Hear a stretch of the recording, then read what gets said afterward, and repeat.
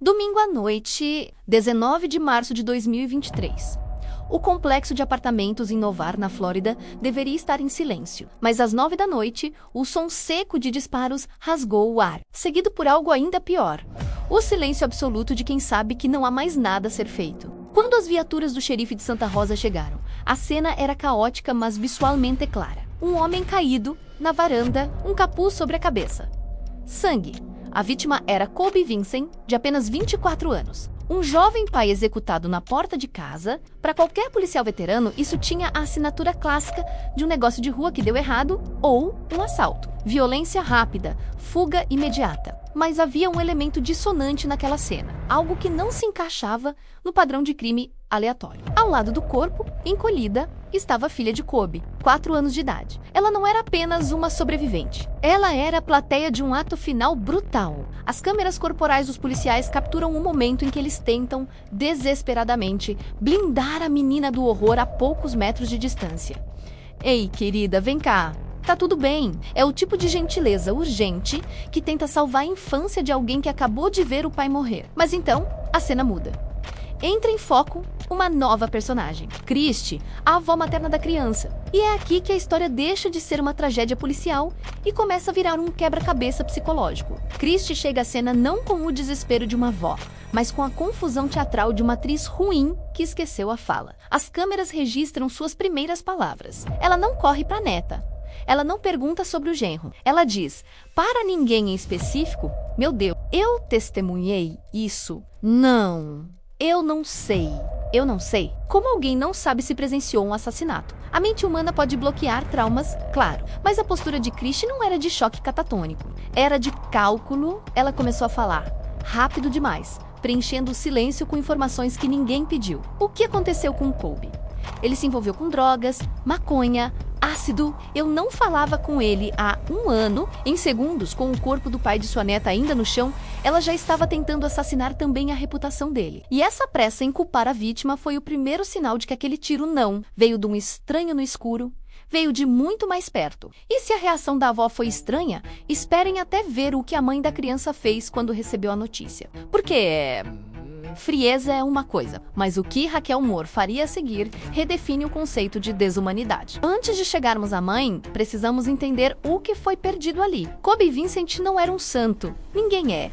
Mas a brutalidade da sua morte não condizia com quem ele era. Ele era um pai jovem, tentando navegar as águas turbulentas da coparentalidade. E naquela noite, ele não morreu em uma briga. Ele foi caçado. A análise preliminar da cena mostrou que o assassino não hesitou. Não houve luta corporal intensa, não houve gritos prolongados de discussão que os vizinhos pudessem relatar. Foi execução, um tiro rápido e covarde. O tipo de morte que alguém encomenda ou planeja por semanas. E havia outro detalhe perturbador.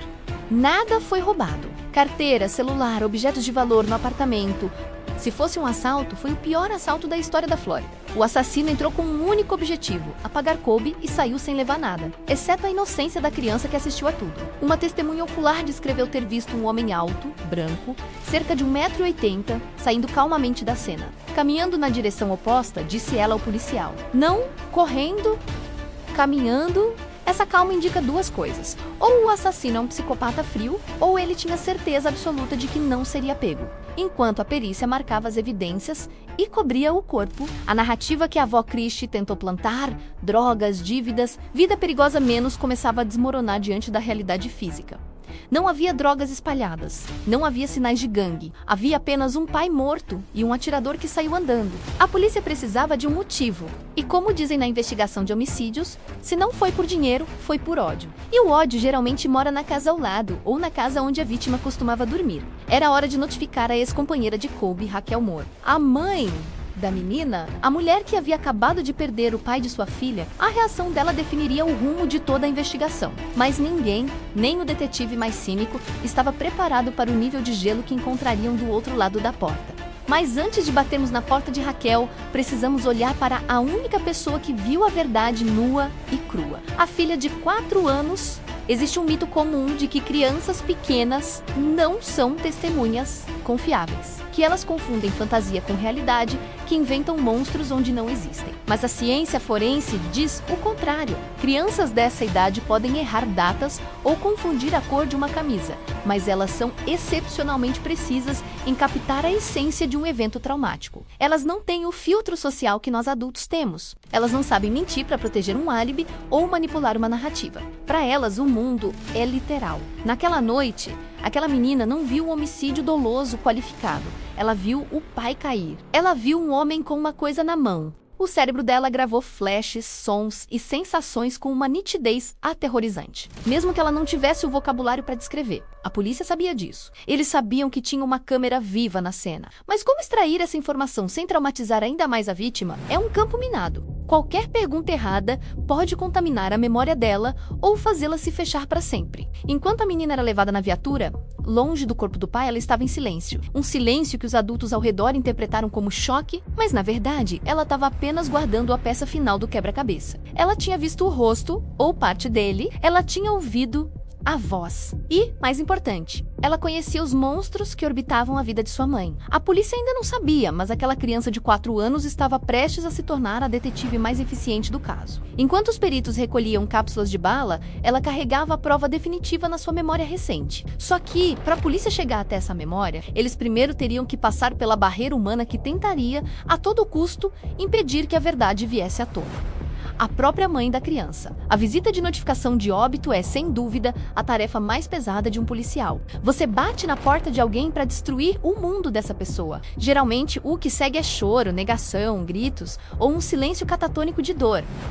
É o protocolo humano do luto. Mas quando os detetives chegaram para falar com Raquel Moore, o protocolo foi jogado no lixo. Raquel e Colby tinham uma relação complexa, marcada por uma batalha recente pela custódia da filha. Naquela mesma semana, Colby havia ganhado o direito de custódia compartilhada 50-50 avos.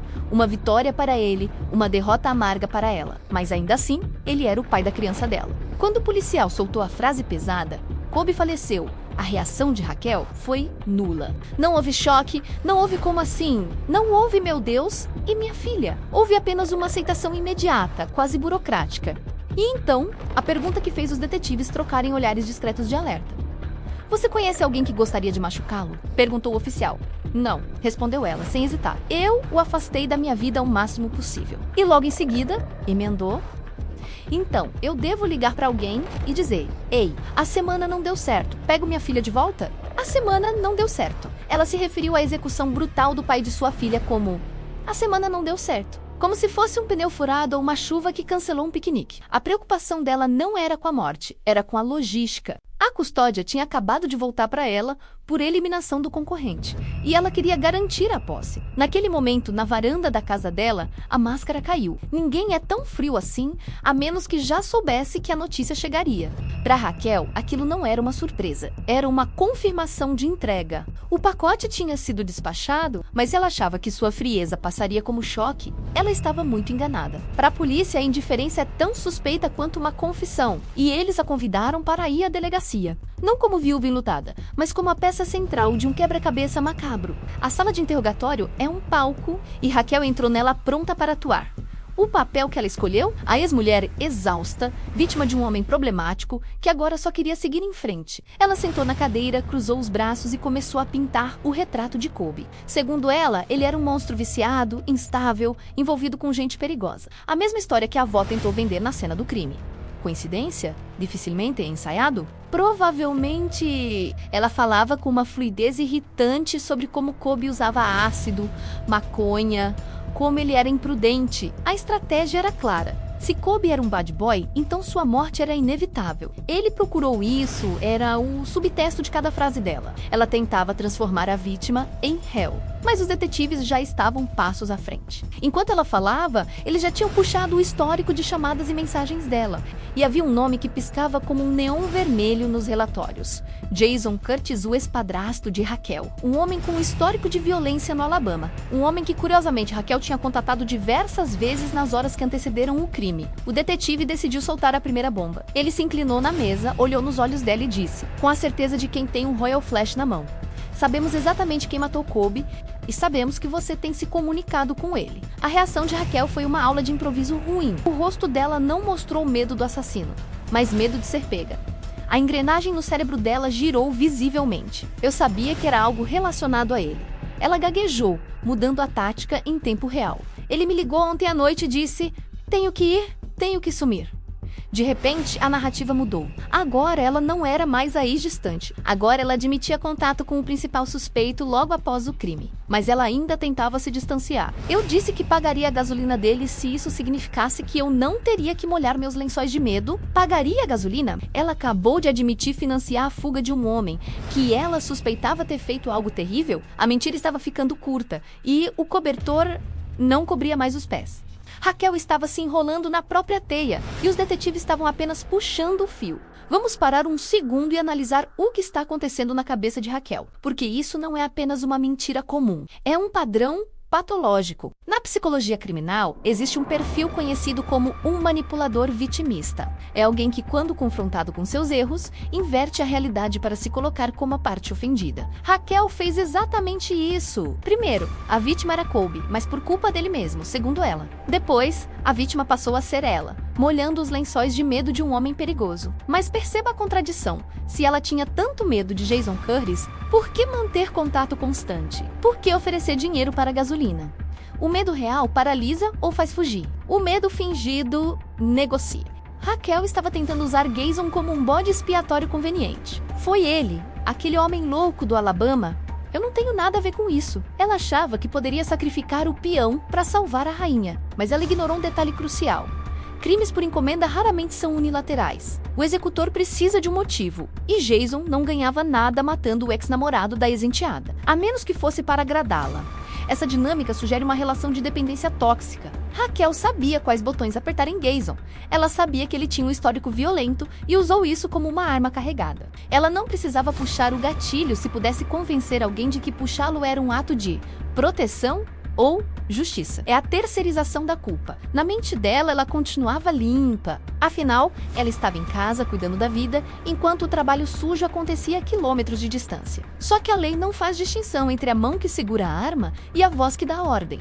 E Raquel estava prestes a descobrir que sua manipulação tinha um prazo de validade muito curto naquela sala. Enquanto Raquel tentava se livrar da culpa na sala de interrogatório, os analistas de dados estavam traçando uma linha vermelha no mapa, uma linha que conectava Novar, na Flórida, a uma cidadezinha no Alabama, a 5 horas de distância. Era o trajeto de Jason Curtis. A vigilância eletrônica é o pesadelo de qualquer criminoso moderno. Jason achou que podia dirigir na calada da noite, fazer o serviço e voltar sem deixar rastros. Mas seu celular contou uma história diferente. As torres de telefonia registraram cada passo da viagem. Ele saiu do Alabama no final da tarde. Dirigiu por estradas estaduais, cruzou a fronteira e chegou ao complexo de apartamentos de Colby minutos antes dos disparos. E adivinhe, minutos depois do crime, o sinal do celular dele começa a se mover de volta para o norte. Não foi uma visita social, não foi um bate-papo que saiu do controle. Foi uma missão cirúrgica.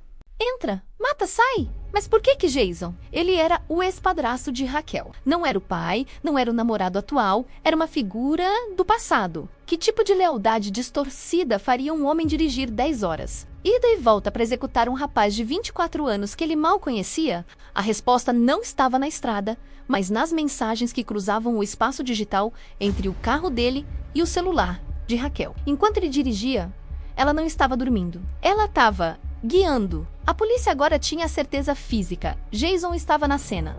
O homem alto, branco, de 1,8 metro descrito pela testemunha, era ele? A caminhada calma após o tiro era a frieza de quem cumpriu uma tarefa. Mas para fechar o cerco em Raquel, a polícia precisava provar que ela não era apenas uma espectadora passiva que pagou a gasolina por medo. Eles precisavam provar que ela era arquiteta. E a prova disso estava salva na nuvem, em conversas que ela achou que tinha apagado, mas que a perícia digital estava prestes a ressuscitar. Quando os detetives confrontaram Raquel com as mensagens recuperadas, o silêncio na sala mudou de peso. Não era mais o silêncio da manipulação, era o silêncio da derrota. As mensagens não eram apenas conversas, eram um manual de instruções para um assassinato.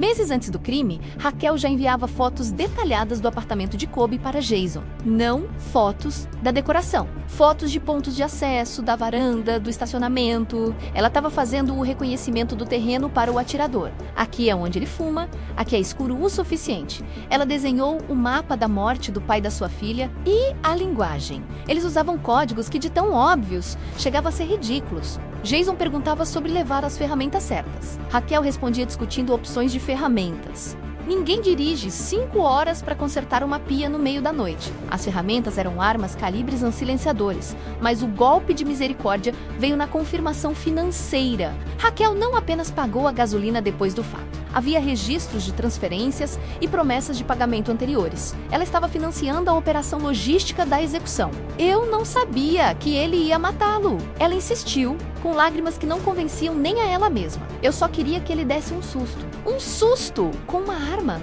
dirigindo do Alabama. Na frente da filha dela? Essa é a defesa clássica do mandante. Minimizar a intenção para fugir da pena máxima. Eu só queria machucar, não matar. Mas a lei é clara. Se você coloca uma arma na mão de um homem violento e o aponta para seu inimigo, você é tão assassino quanto ele. Raquel não puxou o gatilho, é verdade. Mas ela carregou a arma, encheu o tanque do carro, deu o endereço e abriu o portão. Ela foi a diretora, a produtora e a financiadora desse filme de terror. Jason foi apenas o ator principal. Só que, enquanto Raquel tentava se agarrar a tecnicidades legais, uma dúvida perturbadora ainda pairava no ar. A avó, Christy, onde ela se encaixava nisso tudo? Será que aquela reação bizarra na cena do crime era apenas choque ou havia mais gente nessa mesa de jantar macabra? Aqui, entramos na zona cinzenta do caso. A parte que os autos do processo tocam, mas não aprofundam totalmente. A família de Raquel operava como uma unidade fechada, quase sectária. Pensem na avó, Christy. Ela chega na cena e imediatamente tenta desqualificar a vítima. Pensem em Raquel, a mãe, que reage com frieza logística. Pensem em Jason, o ex-padrasto, que viaja estados para matar. Isso não parece apenas um crime passional. Parece um ecossistema de ódio compartilhado. Há teorias de que Christy sabia muito mais do que admitiu. Aquele comentário estranho, eu testemunhei isso, poderia ser um ato falho de alguém que sabia o que ia acontecer, mas não esperava ver o resultado físico tão de perto. Será que o plano era Kobe desaparece e ninguém viu o corpo? A dinâmica familiar aqui é perturbadora. 3 gerações de adultos conspirando, ou pelo menos consentindo, com a eliminação de um problema. Kobe não era visto como um ser humano, um pai.